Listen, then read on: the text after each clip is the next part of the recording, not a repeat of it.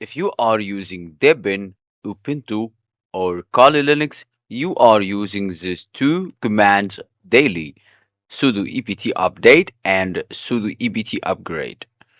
Also, we will customize some settings during the upgrade process.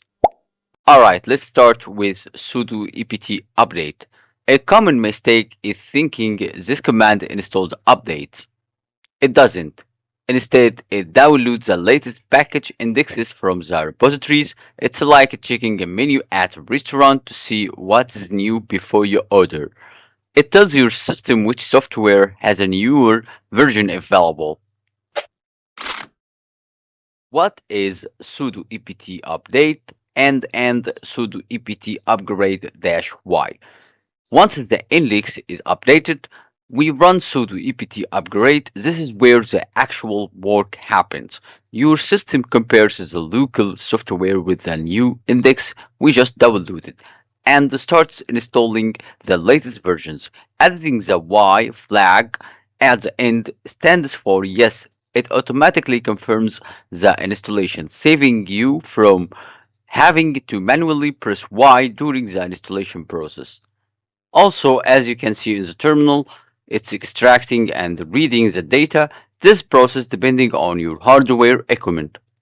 Now we will go ahead and move through the settings that will appear during the upgrade process. To avoid any mistakes, this prompt is asking whether you want the system to automatically upgrade your PostgreSQL cluster from version 17 to version 18 during the package configuration process. And here is how to decide. If you choose yes, the upgrade will run immediately. Your cluster will move to PostgreSQL 18 and you won't need to run bg_upgrade cluster manually. This is convenient if you are ready for the new version and you have backups in the place. If you choose no, the upgrade will not happen now.